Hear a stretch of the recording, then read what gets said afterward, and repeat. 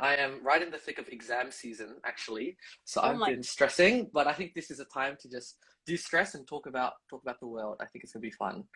oh my goodness. Stressful times. Stress- Indeed. Stressful or fun times? Oh, I don't know about you when you were in uni, but did you find assessments very stressful at all, or did you find them fun? Uh, Nah, itu, that's how I'm feeling right now. just towards the end. Mm. Nah, stressful. Tapi yang lainnya masih. Hai. Hi. Full Hello, team, all hello. right. Oh, All right. All right, I think we're just gonna make a start. So, we were just talking about Gabi, how stressful it was for us. But welcome everyone, welcome Weeboos, welcome to semua apa fans-fansnya Kak Audi. Just to introduce ourselves first, I guess. Nama aku Hirzi. Aku editor in chiefnya What Is Up Indonesia. And it's really excited to be here. And Kak Abi is lagging, so I don't know if she can hear us. But Kak Abi, are you there? Oh no. Kak Abi? Yeah, I am. Can you hear me? oh, Is it Okay. still? Yes. Oh man. Do you want to introduce yourself? Okay, yeah, hi. Hi everyone. My name's Abigail, co-foundernya What Is Up Indonesia atau Wiwi.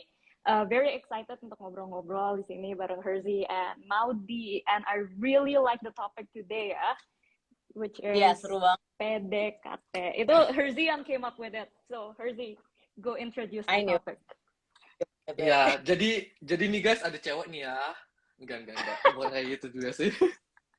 Enggak, tapi ya, so a bit of background as well. Ini sesinya bakal gado-gado ya guys. Jadi bakal agak setengah Inggris, setengah Indonesia gitu. Soalnya emang Sumpah Pemuda itu ternyata when they did it, it was in multiple languages kan. Jadi they did it in Dutch, they did it in Malay, in bahasa Indonesia now. So we're keeping with the theme of Hari Sumpah Pemuda and we're gonna do gado-gado like the actual Sumpah Pemuda. Jadi like Kavi said, the session today itu tentang PDKT. Nah, PDKT-nya itu sama siapa? PDKT-nya itu sama dunia. Ya, jadi youth, we grew up in a world and with the first generation to grow up in such a global world. Jadi walaupun dulu nenek-nenek kita, kakek-kakek kita, cucu-cucu kita itu they only knew their immediate village or the immediate country, we're now so connected to the world through various means, through technology, through the shared problems that we face together as humanity. So we thought we'd visit this concept of global citizenship. Global citizenship itu apa sih? Gimana kita bisa PDKT, gimana kita bisa kenal sama dunia dan bisa widen our perspective from just our immediate surroundings to the whole world.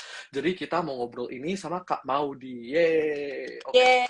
Yay! I love the topic for picking this angle. Thank you. Yeah, we're gonna have an exciting discussion. Jadi mau langsung terjun aja. Jadi Langsung. Kak, you might have missed it, but Kak Maudi said that she's actually in London at the moment. So she's spending Hari Sumpah Pemuda in London. So I thought we'd just go straight into the question. What do you think it means to be a global citizen? And what does global citizenship mean to you? Yeah, I love the question. So I think that when you're a global citizen, your sense of self-awareness and your identity really transcends like geography and like political borders. Jadi identitas kita itu udah melulu ya bergantung kepada negara di mana kita berasal gitu. Tapi sense-nya tuh we're part of the world. We're thinking about global interests and issues that go kind of beyond our immediate surroundings and the country like you like gitu ya. Dan sebenarnya to be a global citizen itu it comes very naturally ya buat anak-anak muda sekarang gitu, buat millennials atau Gen Z karena ya itu udah sangat we can talk about it in so many different ways. Cuma two things, right? Communication technology yang kita sekarang gitu ya connects us with people from all over the world in a way that was never the case dulunya gitu. Terus juga there is a sense of shared global risk. Jadi kita membahas soal pandemi kemarin yang kita alami bersama-sama satu dunia gitu ya. Atau we're talking about climate crisis gitu. Semakin berjalannya waktu dan semakin interconnected, kita semakin sadar bahwa kita tuh nggak bisa jalan sendiri and we're all very dependent upon one another. So, yeah, that's what I'll say. That's what I'll say to kick this. Yep. Interesting. Kavi, Yeah. did you? Yeah, And I think I really like what you said. Kayaknya kita sekarang nih ya, kita tuh aware banget akan global citizenship karena kita baru ngalamin masalah yang sangat global, yaitu pandemi gitu. Mungkin sebelum pandemi, awareness kita secara bareng-bareng tuh kayak, ngapain sih kita perlu global cooperation? Emangnya kan kita bisa nih kayak sendiri-sendiri di negara kita, karena kita ke-expose fresh banget sama masalah yang gila. Kalau kita nggak ada global cooperation, ini nggak akan bisa selesai gitu. Yaitu pandemi itu bagus banget sih example-nya. And yeah, I totally agree, kayak untuk youth sekarang, apalagi dengan social media apa segala, yang time and space udah rada ke blur gitu ya. Jadi kita Yeah. come very naturally untuk bisa identify nggak cuman sebagai a citizen of a country, tapi global. absolutely. Yeah. And I think that's a really interesting example as well. Soalnya kita ngomong tentang skala global itu kita pikir tuh it's actually large scale gitu kan, kayak tadi Kak Maudi bilang pandemi itu kan it's such a large scale, kan it affects the whole world. Tapi in fact I think like you mentioned, global citizenship can also take the form of technology, right? It's like within our everyday lives gitu. Jadi maybe we can talk about our personal experiences here. Kita semuanya udah biasa ya di luar negeri gitu. Like I'm based in Melbourne right now and you're in London right now and we all studied overseas. Dan banyak audience dari WiWi itu mereka emang they go to international schools, if not they study abroad gitu. Jadi from your personal experiences itu, how have you become a global citizen? In what ways have you practiced global citizenship? Soalnya until now kita ngomongnya itu tentang an abstract concept of an understanding or awareness that we're part of a global system and that things affect each other. Tapi how have you practiced that concept in your daily life when you were outside of Indonesia, for example? Yeah, I mean, it's interesting that we need to even talk about kapan kita ngerasa kayak global citizen. Karena kalau menurut aku, any point where we are talking about issues that do not tie to a country, tapi lebih kayak like a general issue, for example, like rights. If we're trying to live a more sustainable life and we're trying to find a solution for the climate crisis, gitu. Kita lagi melakukan any type of activism atau melakukan sesuatu yang yang mencari solusi ke masalah global ini, I think that we are actively taking part in becoming a global citizen gitu, karena kita jadinya issues driven gitu. Issues aren't necessarily, very specific, right? It's just so wide and so generic in reach that we cannot deny gitu bahwa kita itu pada saat melakukan hal-hal ini ya we are doing something for the global interest gitu. Jadi mungkin sesimpel kayak kalau kita misalnya udah belanja tas plastik lagi atau anything yang again itu kayak issue oriented atau cause driven, menurut aku itu kita lagi menjadi global citizen gitu. Like young people nowadays are a little bit more issues driven too politically, and we care a lot about inclusivity, diversity, and a lot of these huge issues that transcends borders gitu. Jadi sesimpel itu sih kalau menurut aku. I don't know if there's a specific personal experience while I've been living abroad that has made me feel like a global citizen, but definitely going to school abroad has improved my awareness of it gitu. Jadi semua orang tuh sebenarnya to some extent udah menjadi global citizen, cuman aku dibantu menjadi more aware karena sadar aja gitu kemanapun kita pergi ada values atau issues that everybody experiences and everybody shares, and that increasingly feel more at home juga in a lot of places gitu, and that it reminds me on a more personal level gitu that I'm a global citizen. Kalau kalian gimana?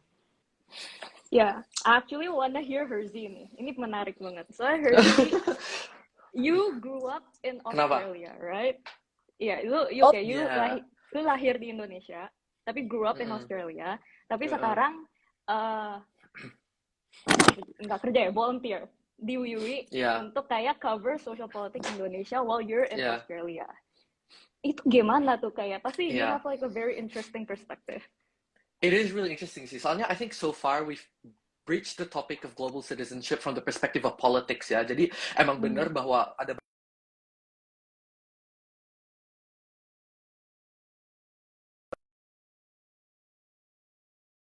Ya, kalau terus you're terus. good.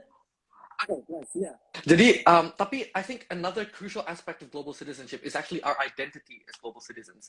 Jadi, when I think about my identity, it's a bit questionable soalnya. Jadi, aku itu lahir di Jakarta, tinggal di Jakarta cuma sampai TK, and then I moved to Australia, and then I moved to New Zealand for the last 3 years of high school, and then I'm back in Australia. So I don't know I don't know if I can call myself Indonesian or Australian or New Zealand, and I'm kind of settled with just the identity that I'm global. Not because I've lived in different places, tapi just on a day-to-day basis, kayak every day living in Melbourne, aku makannya makanan Korea, makanan Jepang, makanan Itali. Terus aku di di uni itu kuliahnya sama orang dari berbagai negeri, dari Cina, dari mana. Abis itu pulang nontonnya drama Korea gitu. So I think it's just every aspect of our life is so global and globally interconnected that global citizenship doesn't have to be just climate change and women's rights. That's so important. Tapi untuk soalnya for a lot of people kan politics is a bit unreachable, and this is a topic we'll get to later.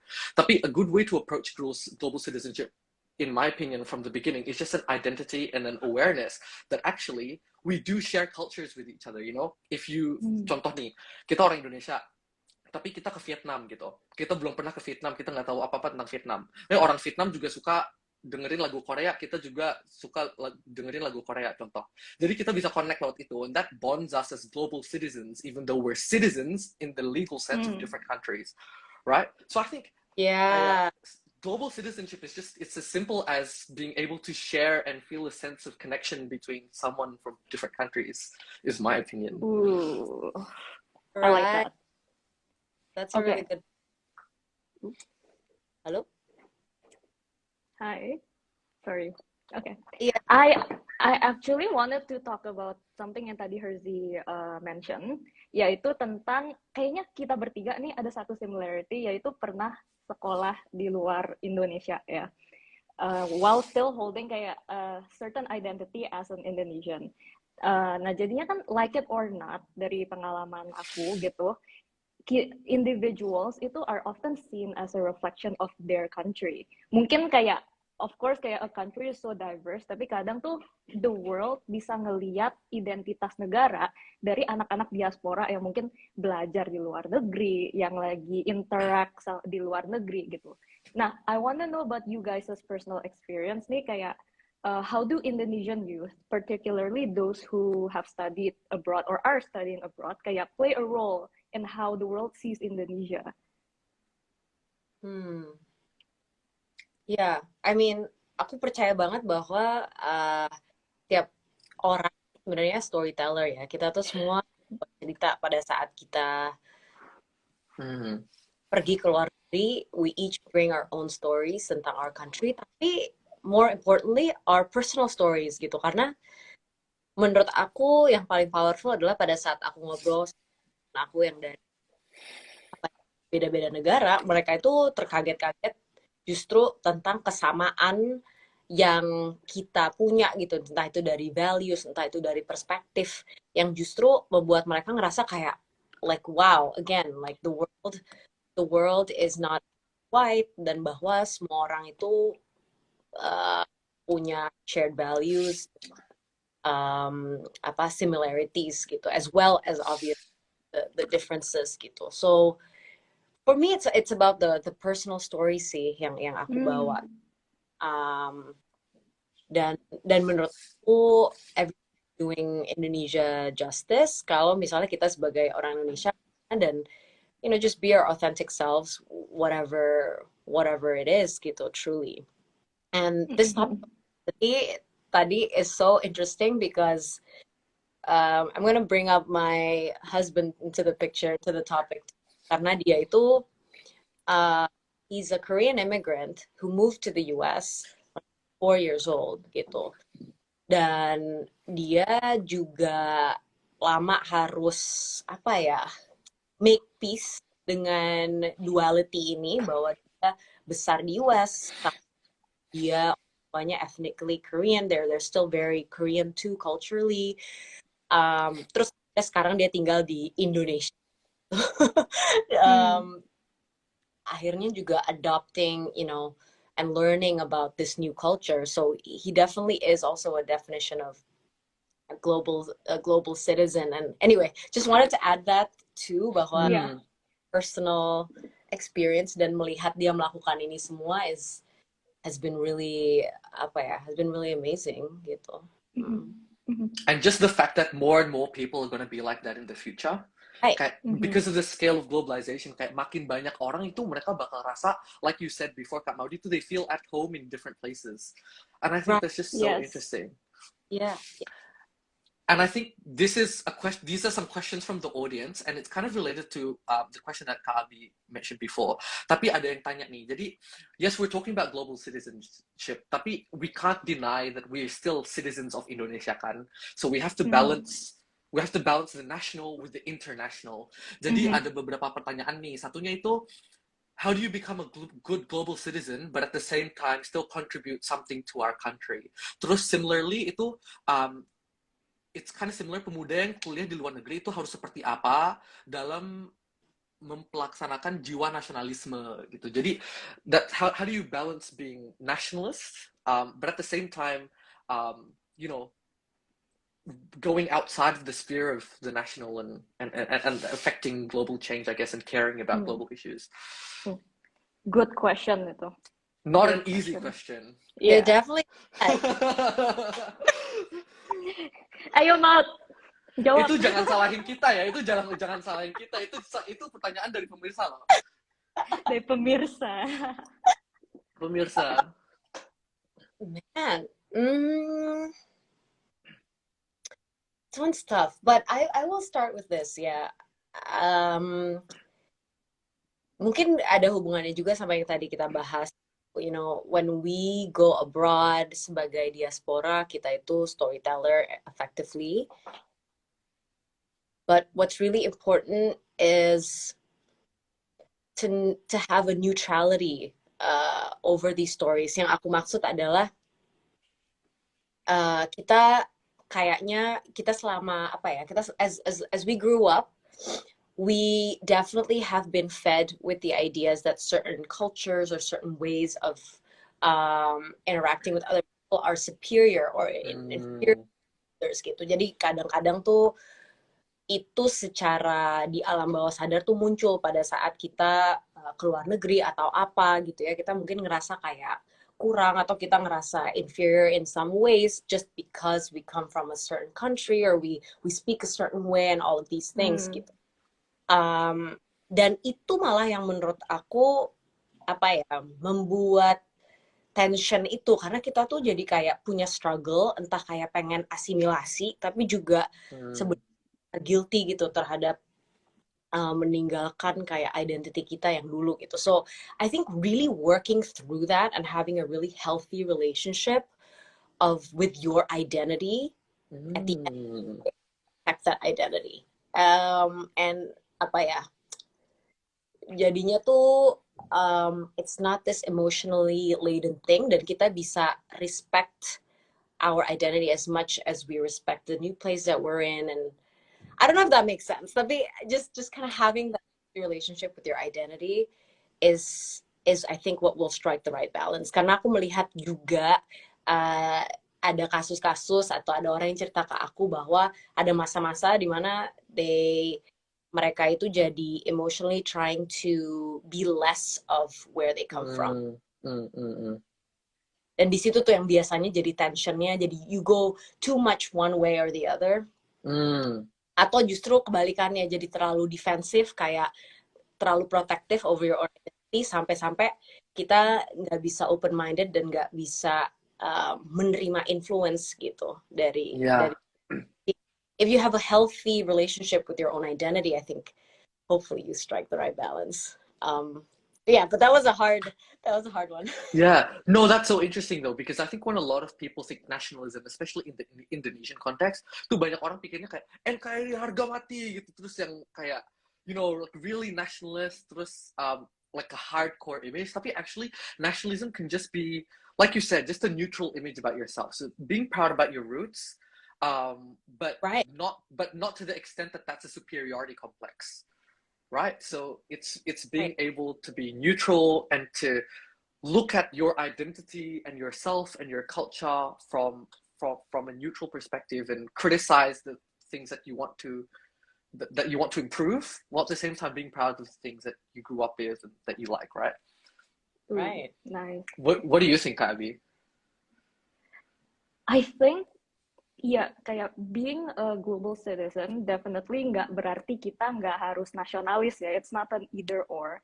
I think nggak ada lah yang kita yang pengen ngeeliminasi kayak loyalitas kita terhadap suatu negara atau apa. Because I think it's good and ada functionnya sendiri.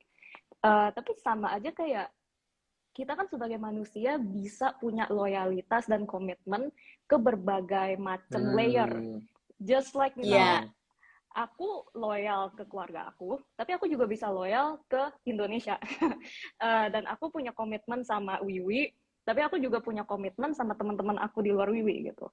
Nah, sama juga dengan kayak kita sebagai citizens of Indonesia, itu yes, kita tetap nasionalis, kita tetap mau yang terbaik buat Indonesia, tapi kita harus ada satu layer lagi di mana kita juga identify sebagai citizen yang secara global. Karena kalau misalnya nih kita udah mulai ngomongin isu-isu yang global kayak climate change, and I think banyak banget loh anak muda yang udah sadar gitu, makanya banyak yang ngerasa rada hopeless gitu kayak, Kak gimana ya nih, aku tuh mau ngomong, mau speak out, tapi emangnya bakal bikin perubahan, cause isunya tuh gede banget. And itu emang benar, soalnya isu-isu tuh banyak, misalnya refugee crisis, climate change, itu tuh kayak gak bisa kita cuma ngomong ini dalam negara sendiri. Masalahnya global, solusinya pun harus global. Dan begitu kita, dengan kita sadar itu, ketika kita mau tackle masalah-masalah yang levelnya global, kita bisa identify sebagai global citizen. Jadi it's not an either or, cuman kayak an added layer aja sih. That's how I see it. Yeah, it's really interesting, isn't it? Yep. And I think there's a couple of questions in the question box as well about Sumpah Pemuda. Soalnya ini emang hari Sumpah Pemuda kan. But I think it's interesting because I don't think people realize how global our founding fathers were. Right? Jadi ada banyak dari mereka yang itu actually mereka kuliahnya di Belanda. Dan salah satu, one of the biggest and most important nationalist organizations was actually created at the University of Leiden, Amsterdam, and anyway, University in the Netherlands by Muhammad Hatta kan Perhimpunan. So I guess let's reflect on the past a bit. And can you guys think of some aspects of how perhaps in Indonesia's history, actually the country's been really global. Soalnya banyak orang pikir, Sukarno anti-Western, anti-imperial. And that's just such a strong image. But at the same time, he actually, he was the founder, if not one of the people who spearheaded the non-aligned movement, for example. So can you guys think through like, what you know about Indonesian history and stuff, that actually our country has been global? Like what aspects of our history has made you think that actually global citizenship isn't actually that new for us? It's actually been part of our legacy, for example. Like for me, Sumpah Pemuda is one of those examples. Right. On the topic of Sukarno, it makes me think about awal-awalnya before independence. I remember that he actually like flew all over the world to learn gitu, kayak mempelajari sistem-sistem government yang lain gitu ya, untuk evaluasi dengan sendiri apa sih yang paling pas untuk Indonesia gitu. Jadi that to me was always really intriguing because he looked pretty cases, whether it was Russia, US dan lain-lain. Terus anyway, that's one example. Terus mungkin kalau personal ya, kakek nenek aku itu rata-rata they were bilingual, as in they spoke both Indonesian and also Dutch very, very fluently. Um, and malah kalau kita ngebahas Soekarno, he like spoke French and like German and like all So these many languages. many languages. Jadi nggak kebayang sih gitu kan. I'm not really sure what happened, but my parents now, you know, they mainly speak English. Tapi Dutch-nya akhirnya nggak turun. But Hmm. yeah, just personal level, my grandparents, they all speak Dutch. Yeah, What about and kayak kalau for me, I think itu sih the two events that came to my mind. Itu yang the two event that we brought up in our collaborative post and Wiwi juga, yaitu yang konferensi Bandung Conference, sama yang kayak ASEAN. Itu bener-bener keren banget sih menurut aku ya, nunjukin gimana Indonesia tuh dari dulu nggak, sekarang kan udah pasti kita mau nggak mau dengan teknologi kita main sama dunia lain. Tapi sebenarnya Indonesia dari dulu tuh udah ada legasinya di mana kita tuh bikin international corporation dan kita tuh nggak jago kandang doang. Maksudnya kita kayak main di negara kita aja apa segala gitu. Tapi kita udah dari dulu emang kebuka untuk kayak collaborate with other countries in achieving kayak great cooperation and kayak having more building peace between kayak region yang dulunya banyak konflik and stuff like that.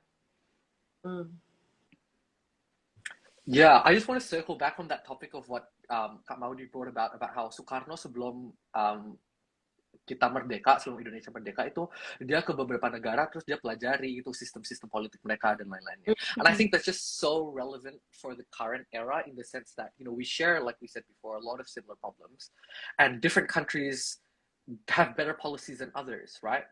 So I think that's just a really interesting approach to take, that coba kita pelajari kayak negara yang lain itu mereka approach-nya kayak gimana. For example, energy policy, right? Negara-negara yang mirip sama kita itu, how have they dealt with climate change? In what way have they dealt with climate change? And then kita lihat itu apa yang pas, apa yang cocok sama kita. Soalnya harus cocok juga kan, we can't just copy and paste gitu. So I think considering how global our challenges are, you know, that's a really good inspiration there to look at what Soekarno did sebelum kita merdeka gitu.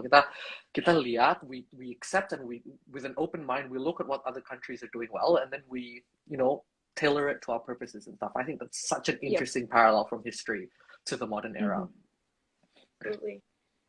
I agree. And also kayak how I think good ideas itu kan nggak belong to any country gitu kan. Good ideas can come from anywhere, and kita bisa ambil esensinya itu terus kita contextualize ke keadaan negara kita. Jadi sebenarnya dengan kita open, kita bisa nemuin lebih banyak creative solution towards the many problems we face here. Yeah. I've also seen firsthand, maksudnya in my activities with the G20, that a lot of these meetings, I'm sharing good practices, whether it's in education, whether it's in health, whether it's in all these things gitu. It's all about knowledge transfer and really, really learning from one another, which has been really interesting to see. Yep, totally agree. I wanted to ask, jadi this is the question that I most often get from the followers of Wiwi or kayak from kayak friends or just interacting with young people here. Mereka tuh banyak bilang gini, kayak kan kita sekarang everyone's like urging them to care about like what's happening in Indonesia or even the world, social politically, especially with the G20 and stuff like that. Tapi a lot of them are like, why? Kayak even if I care, yang ada cuma nambahin stres Kak gitu, soalnya aku nggak bisa ngapa-ngapain gitu. Kalau aku aware, aku speak up, emangnya ada yang dengar gitu kan. Aku followersnya cuma 800 gitu misalnya gitu. Banyak yang ngomong kayak gitu. Nah, jadinya tapi kan sekarang nih bisa dibilang kita hidup di era yang unik banget, di mana kayak Hersey di Australia, aku di Sentul, Modi di UK, tapi kita bisa ada conversation dan yang nonton ini nih bisa dari mana-mana pun gitu. Jadi ada teknologi yang dulu sebelumnya nggak ada di equation. Nah, aku mau nanya sih, menurut kalian benar nggak kalau misalnya sentimen anak muda yang bilang ngapain sih peduli, emangnya kalau gue speak up bisa berubah? Itu yang pertama. Dan kedua, dengan adanya social media dan teknologi, itu does it change the game? Right. I have two reactions to that. The first, I can relate to it. Mungkin ada momen-momen di mana juga apa ya, apathy is natural. Kita mungkin skeptical about our ability to bring about change.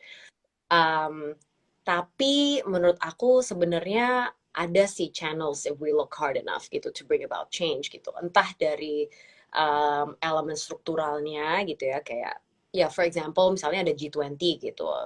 Ada juga the Y20 group, Youth 20 group yang memang catered around young people dan memang providing forum untuk anak-anak muda untuk speak up. Mungkin itu secara struktural. Tapi terus you can argue that because the technologies that we have in our disposal, change can also be more bottom up gitu. Jadi kayak community driven. Dan benar-benar dari grassroots lah gitu. Nah, mungkin ini a little idealistic sih, tapi I've seen things like this happen actually. Gitu. Misalnya even contohnya di industri kreatif atau di industri media, kalau misalnya ada misalnya contoh aja ya, ada sinetron yang mengangkat anak yang underage gitu. Tapi kalau ada people yang speak up gitu, itu tuh bisa berubah akhirnya gitu. Atau ada contoh-contoh lain lah gitu yang aku melihat sama change ini bisa terjadi gitu kalau anak-anak muda mau speak up atau pengen gather together gitu.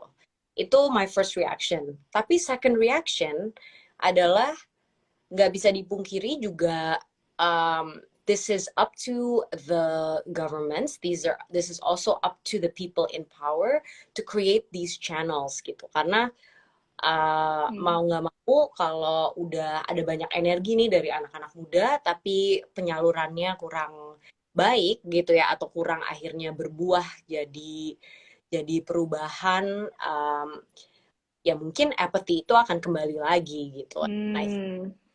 Ya there has to be a meeting halfway sih gitu. Dan mungkin itu ya yang harus di improve gitu. Atau deh kalau menurut kalian, you guys aren't apathetic because you have VUE. Tapi did you used to be? Kayak, what was the journey like? I think we definitely, all of us, one of the first things we talk to, kayak, one of the first things, basically kalau ada volunteers baru di WW itu, kita curhatan pertamanya itu, kok kita bisa jadi dari from apathetic to like caring. We all talk about our journeys, right? And I think for me, what I'd say from my personal experience is find an issue that you care about. Find what makes you angry, what makes your blood boil. Because for me, that was what happened. The way I studied politics in uni for a bloody long time at that. And one of the reasons why I got so passionate was starting primary school in Australia. What happened was, so back in the day, there was the whole, civil war in the Middle East, and a lot of refugees came to Australia. But back at the time, we had, in my opinion, a very cruel government that ended up turning the refugees back and putting them in inhumane camps. And I just thought, that is such a human rights violation, that it made me so angry as a 12-year-old and a 13-year-old. And that really got me into the issue of refugees and humanitarian policy, for example. In Indonesia's case, something big happened to a certain governor in 2016, which made me very angry. And then that got me into Indonesian politics, for example, right? So I think for me, and this goes back to what you were talking about, it's issues-based, right? About policy-based. And you find an issue that really makes your blood boil. And then you just keep pondering about the issue. Dipikirin terus aja gitu. Kok begini sih gitu. And then I think because you're so passionate about that issue, mau nggak mau itu you just naturally act. Whether it's climate change, you're so angry about how the world's just going to how catastrophic it is, especially for vulnerable countries. Mungkin you realize that tiba-tiba actually you use less plastic, for example, and then you use less air conditioning, and then maybe you start to post more on Instagram tentang kayak tentang environmental policy, terus belajar sendiri gitu when you talk to your friends. So I think the starting point is always reflecting on what you care about, and then from there I think naturally action will stem. Would be my perspective. Tapi, I really want to hear Kak Abi's story because she has a really interesting story. But I think the internet, maybe something we'll be passionate about after this is the quality of Indonesia's internet. Maybe that's something that we can Oh no. campaign for together. Loaded. Okay, there you go. There. She's back. You're back, Kak Abi, I think. Kak Abi? Hello. Nggak kedengeran.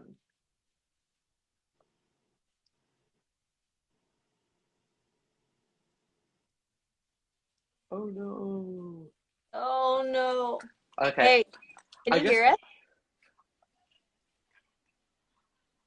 I think I guess can while we wait now, for but I Kak think Abi, I'll it's throw you still. another question. Oh no! Oh, yay! Nice. No, that's good. I'm Do you so want to share your sorry. experience about how Yeah. you became? That's alright. Good, Are you all okay. good? Udah okay harusnya. I think so. Okay. Do you want to share your experience about how like what your tips are for like being less apathetic and stuff? Okay. So for me,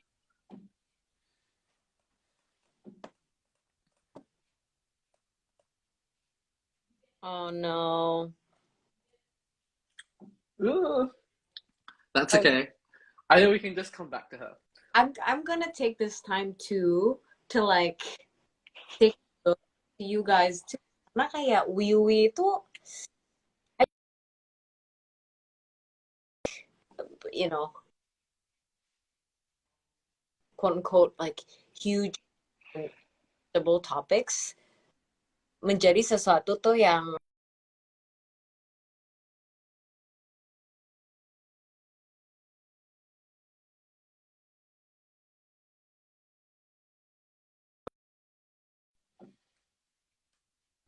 I actually think what you guys are doing is something that we all can do as individuals juga pada saat kita melihat issue.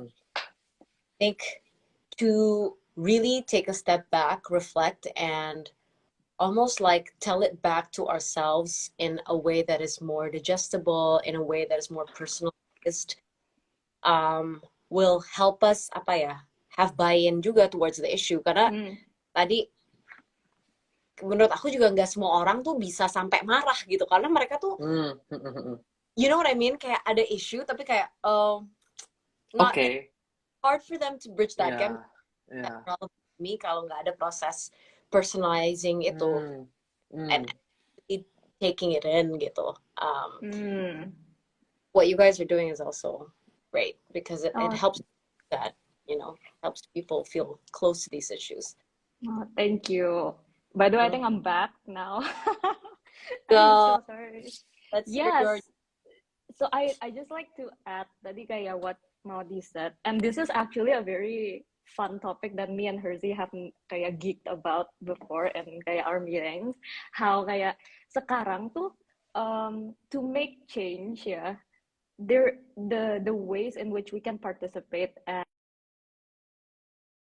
hence it dulu sebelum kayak ada social media and stuff, kalau kita mau suara didengar kita harus demo gitu misalnya.